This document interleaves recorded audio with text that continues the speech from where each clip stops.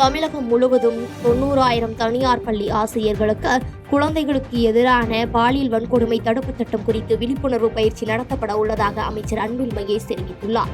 கிருஷ்ணகிரியில் பள்ளிக் கல்வித்துறை சார்பில் தனியார் பள்ளிகளின் முதல்வர்கள் மற்றும் ஆசிரியர்களுக்கு குழந்தைகளுக்கு எதிரான பாலியல் வன்கொடுமை தடுப்புச் சட்டம் குறித்து விழிப்புணர்வு பயிற்சி முகாம் அரசு மருத்துவக் கல்லூரி மருத்துவமனையில் நடைபெற்றது. இந்த பயிற்சி முகாமினை தமிழக பள்ளிக் கல்வித்துறை அமைச்சர் அன்பில் மகேஷ், உணவுத்துறை அமைச்சர் சக்கரபாணி ஆகியோர் பங்கேற்று போக்சோ சட்ட நுணுக்கங்கள், சாதக பாதகங்கள் குறித்து ஆசிரியர்களுக்கு எடுத்துரைத்தனர். பின்னர் செய்தியாளர்களிடம் பேசிய பள்ளிக் கல்வித்துறை அமைச்சர் அன்பில் மகேஷ், தமிழகம் முழுவதும் 90,000 ஆசிரியர்கள் பள்ளி முதல்வர்களுக்கு கருத்தாளர்கள் அழைத்து விழிப்புணர்வு ஏற்படுத்த திட்டமிட்டு தொடங்கியுள்ளதாக தெரிவித்தார். இந்நிகழ்ச்சியில் மாவட்ட ஆட்சியர் தினேஷ்குமார், சட்டமன்ற உறுப்பினர் மதியழகன், பிரகாஷ் உள்ளிட்ட பலர் கலந்து கொண்டனர். தர்மபுரிலாம் பார்த்தீங்கன்னா ரிசல்ட் வைஸ் பார்த்தீங்கன்னா நல்லா படித்த நாகரிகமான மக்கள் இன்னைக்கு வர ஆரம்பிச்சிட்டாங்க.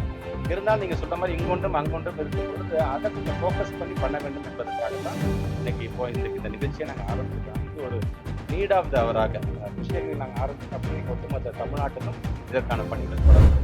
வட மாநிலங்கள் பின்தங்கி இருப்பதற்கும் தமிழகம் வளர்ச்சியடைந்து இருப்பதற்கும் முக்கிய அடிப்படை காரணமாக கல்வியே உள்ளது என அமைச்சர் சிவசங்கர் பெருமிதம் தெரிவித்துள்ளார். அரியலூர் மாவட்டம் ஜெயங்கொண்டம் அருகே உள்ள தனியார் திருமண மண்டபத்தில் பன்னாட்டு லயன்ஸ் சங்கம் சார்பில் சிறப்பாக பணியாற்றிய அரசு மற்றும் தனியார் பள்ளி ஆசிரியர்களுக்கு அறிவுச்சுடர் விருது வழங்கும் விழா நடைபெற்றது.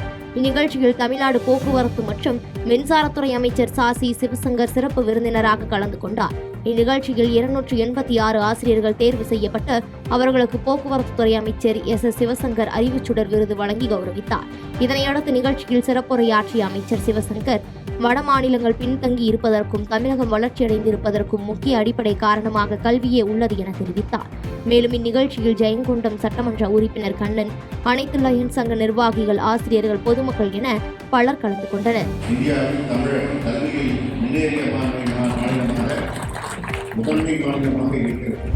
எடப்பாடி அருகே நடைபெற்ற நலம் காக்கும் ஸ்டாலின் திட்ட முகாம் பணிகளை நாடாளுமன்ற உறுப்பினர் TM செல்வகணபதி மேற்பார்வையிட்டார். சேலம் மாவட்டம் கொங்கனாபுரம் அருகே அரசு ஆண்கள் மேல்நிலைப் பள்ளியில் நலம் காக்கும் ஸ்டாலின் திட்ட முகாம் நடைபெற்றது. இதில் சேலம் நாடாளுமன்ற உறுப்பினரும் சேலம் மேற்கு மாவட்ட திமுக செயலாளருமான TM செல்வகணபதி கலந்து கொண்டு முகாம் பணி மற்றும் செயல்பாடுகளை மேற்பார்வையிட்டு பொதுமக்களிடையே உடல்நலம் குறித்து விசாரித்தார். அதனைத் தொடர்ந்து 24 மாற்றுத்திறனாளிகளுக்கு அடையாள அட்டை வழங்கினார்.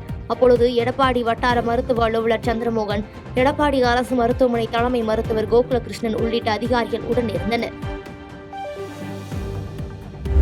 கொடநாடு கொலை வழக்கில் திமுக அரசு நடவடிக்கை எடுக்கவில்லை என அதிமுக நிர்வாகி புகழேந்தி குற்றம் சாட்டியுள்ளார்.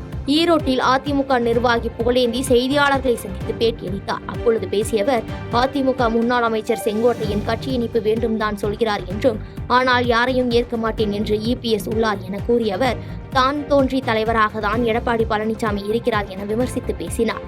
மேலும் சேலம் மாவட்டத்தில் செங்கோட்டையன் நடந்தால் பின்னால் ஓடிக்கொண்டே இருந்தவர் எடப்பாடி பழனிசாமி என்றும், இப்பொழுது பணம் பதவி வந்த பிறகு மாறிவிட்டார் என விமர்சித்து பேசினார். மேலும் கொடநாடு கொலை இப்போது என்னவாயிற்று என்று கேள்வி எழுப்பிய அவர், இப்படி எதிலும் திமுக அரசு நடவடிக்கை எடுக்கவில்லை என்று குற்றம் சாட்டி பேசினார்.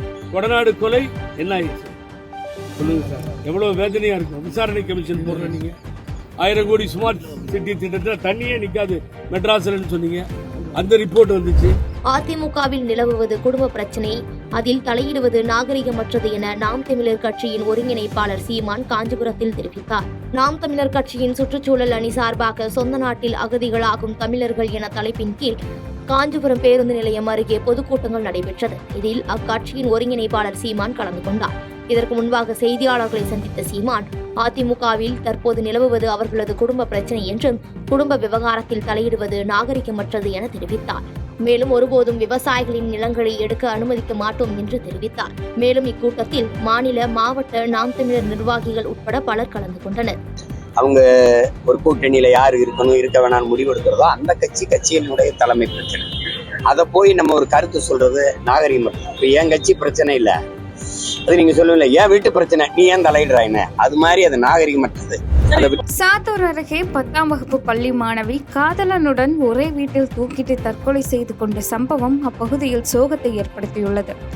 விருதுநகர் மாவட்டம் ஆலங்குளம் அருகே கரிசல்குளம் கிராமத்தை சேர்ந்த ஆகாஷ் என்பவரும் அதே பகுதியை சேர்ந்த காவியா என்ற 10ஆம் வகுப்பு மாணவி இருவரும் காதலித்து வந்ததாக கூறப்படுகிறது.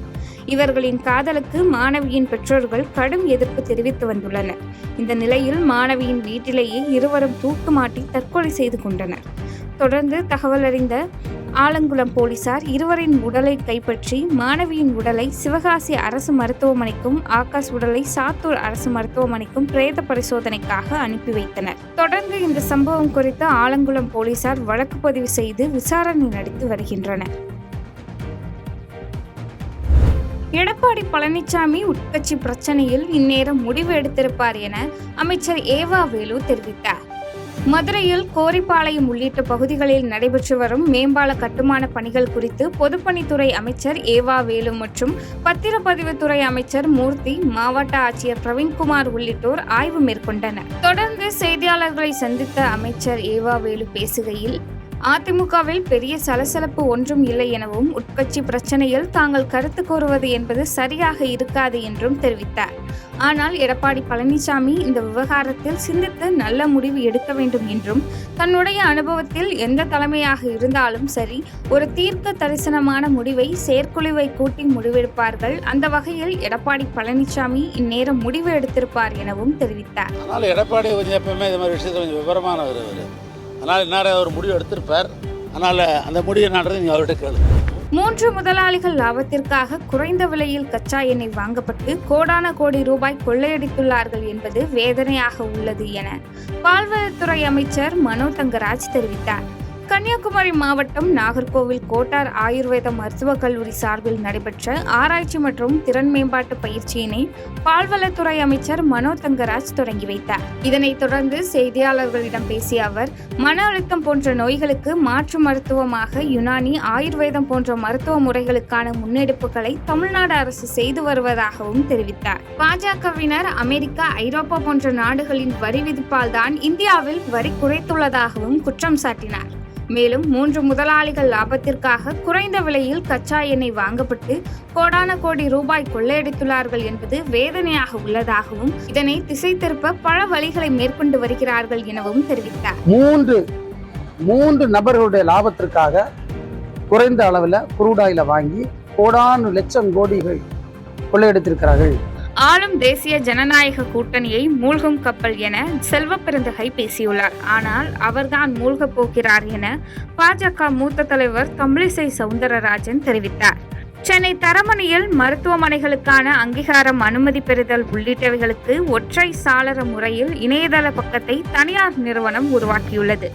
அதனை பாஜக மூத்த தலைவர் தமிழிசை சவுந்தரராஜன் இணையதளத்தை திறந்து வைத்தார். இந்த நிகழ்ச்சியில் அதிமுகவின் முன்னாள் அமைச்சர் ஹச்பி அண்டே கலந்து கொண்டார்.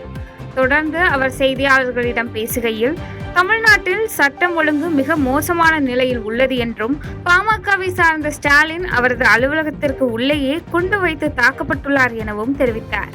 மேலும் ஜிஎஸ்டி வரி குறைப்பு மத்திய அரசு செய்துள்ளது. ஆனால் முதலமைச்சராக இருந்து கொண்டு ஒரு பாராட்டு நன்றி கூட ஸ்டாலின் தெரிவிக்கவில்லை எனவும் தெரிவித்தார். தொடர்ந்து டிடிவி தினகரன் கருத்து குறித்து தான் கருத்து சொல்ல தகுதியானவர் இல்லை என்றும், ஆளும் தேசிய ஜனநாயக கூட்டணியை மூழ்கும் கப்பல் என செல்வ பெருந்தகை பேசியுள்ளார். அவர்தான் மூழ்க போகிறார் எனவும் தெரிவித்தார். யாரு செல்வ பெருந்தகை சொல்ற ஒரு மூழ்கும் கப்பலுக்குள்ள உட்கார்ந்துகிட்டு மூழ்கும் கப்பல்னு எங்களை சொல்றாரா? நான் கேட்கிறேன், அவர் இப்ப என்ன கப்பல்ல இருக்கிறாரு, எங்க இருக்கிறாரு? அவர் தலைவரா இருப்பாருன்னே தெரியாது. செய்திகளை உடனுக்குடன் தெரிந்து கொள்ள கீழ்கண்ட கேபிள் மற்றும் டிடிஹெச் நெட்வொர்க்குகளில் எம்நாடு செய்தி தொலைக்காட்சியை காணுங்கள். பாதகம் செய்பவரை கண்டால் நாம் பயம் கொள்ளலாகாது பாப்பா. மோதி மிதித்து விடு பாப்பா, அவர் முகத்தில் உமிழ்ந்து விடு பாப்பா. அண்மை செய்திகளை உடனுக்குடன் தெரிந்து கொள்ள இணைந்திருங்கள் எம்நாடு தொலைக்காட்சியுடன்.